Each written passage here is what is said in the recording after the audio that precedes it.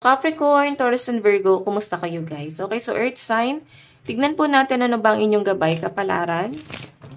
Okay, gabay kapalaran po ni Earth sign. Okay. Gabay kapalaran po ni Earth sign, Spirit guide. Meron po tayong vow. So, iba sa inyo, baka mapapadaan ka sa simbahan ngayon, or baka may pupuntahan kang kasal, or baka ikaw tong ikakasal. Okay, iba sa inyo, maaaring meron kang pinagdadasal, or may minamanifest ka. Relationship ba to?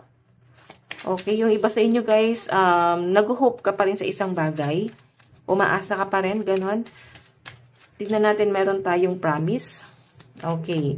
Nag-hold back yung mga earth sign guys sa isang tao na maaaring maraming pinangako sa inyo.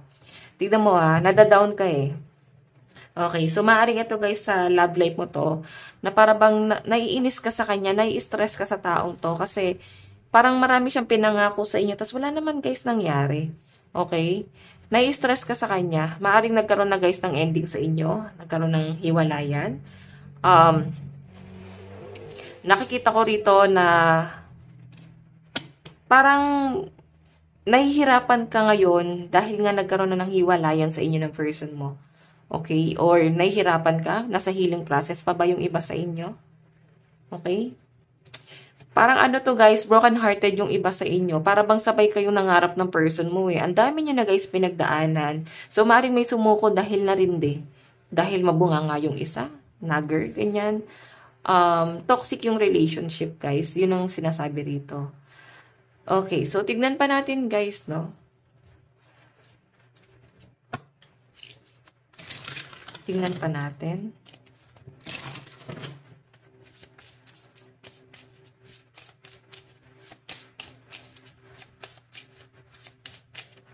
Meron po tayong confidence. It comes with time and practice.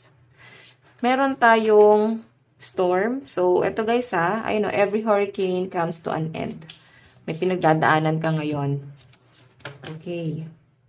Yung iba sa inyo, parang nagsimula ka ulit sa umpisa. Parang nakikita ko sa inyo na pinipilit mong maging malakas, pinipilit mong kayanin ng buhay kahit nag-iisa ka ngayon.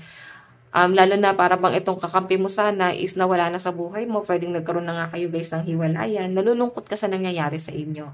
Okay? And parang napapaisip ka, parang kakayanin mo ba ngayon na nag-iisa? Kakayanin mo ba na hindi mo na siya guys ngayon kasama? Actually guys, maayos niyo pa naman to. Ang kailangan lang dito guys, mag-usap kayo. Ang problema lang guys, parang pataasan po kayo ng pride person eh. Yung iba naman sa inyo guys, maaaring meron kayo ibang problema. Maaaring hindi naman yung love life mo. Maaaring malapit sa inyo, family, friends, or katrabaho. Maaaring meron kang, hanggang ngayon guys, hindi pa rin guys nag-uusap. Okay? So, hayan, titingnan natin guys, no? Clarify natin. Pagdating sa love life mo, ang lucky number nyo guys is 54, 28, 77, 23, 44, and 24. Okay, tignan natin. Pagdating sa inyong love life, meron po tayong believe in your good luck. So, pagdating sa love life nyo guys, ang sinasabi dito, nawawalan ka ng pag-asa. Maaari kasing siya lang yung iniisip mo dito na tanging magmamahal sa inyo eh. Okay, pero alam nyo guys, swerte kayo. Kailangan mo lang dito guys, huminga, magpahinga. Baka kaya nangyari sa inyo to is para magkaroon kayo parehas ng realization. Okay? So, yung iba sa inyo guys na single, ayan, nakikita ko yung blessing na dumarating sa inyo. Kumbaga, bubuhos talaga ang swerte sa mga single dito kasi mas nagpo-focus kayo sa sarili nyo at wala kayong stress. Okay, tingnan natin guys, pagdating naman po sa inyong pagdating naman po sa inyong kaperahan, meron tayong attend to the details. So, iba sa inyo, maaari may mga pinapalagpas kang mga opportunity. Yung iba sa inyo, meron naman kayong pupuntahan na asikasuhin, mga paperworks, or maaari sa mga in-applyan mo, or pwede sa trabaho mo ngayon. Okay, meron kang inaayos or pinaprocess. Pwedeng sa promotion to. Or maaaring ikaw, earth sign, is ililipat ka, transfer ka sa ibang company or magta-transfer ka sa ibang ibang trabaho. Pwedeng mag-change ka ng career. Okay, pagdating naman sa inyong trabaho, clarify natin guys ha. Kasi sa pera mo guys, maaaring ima-manage mo yan eh. Nakikita ko na nagkakaroon ka ng conflict sa pera ngayon. So pagdating sa trabaho, meron po tayong forgive. Okay, so Earth sign, alam niyo ang pinapakita sa akin, maaaring nagkakaroon ng problema sa inyo pagdating sa trabaho. May aberya. Okay? Maaaring may kaguluhan or maaaring merong hindi magandang nangyari. Nag-awol ba kayo?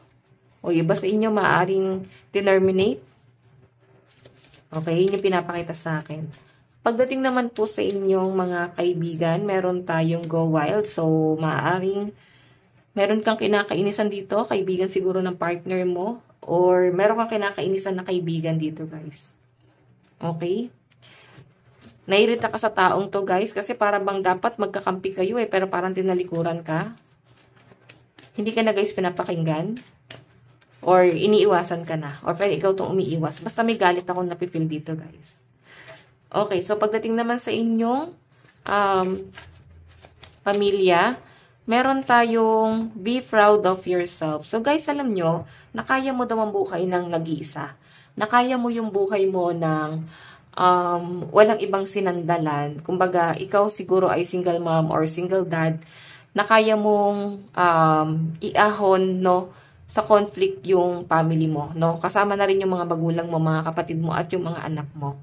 Kumbaga, ikaw yung nag-sacrifice, ikaw yung breadwinner. Kaya nga sinasabi dito, be proud of yourself. Maaaring proud din naman sa inyo yung family mo. Yung iba naman dito, guys, maaaring hindi proud yung family, no? Pwedeng ganon. Kasi tignan mo ha, be proud of yourself, eh. Pwede itong mga kaibigan mo or ibang tao na nasa paligid mo, guys. Maring hindi proud sa inyo. Kaya sinasabi dito, kahit hindi sila, guys, proud sa inyo, maging proud ka sa sarili mo. Kung ano man yung naaabot mo para sa sarili mo. Okay? So, hindi naman, guys, kailangan yung opinion ng ibang tao, eh. Love advice. Hindi naman natin kailangan, guys, ang opinion ng ibang tao para lang masabi na maging proud sila sa atin. Okay, love advice, meron po tayong deception. Ako. May panloloko, guys, no? Maring ikaw ay na-involve sa third party.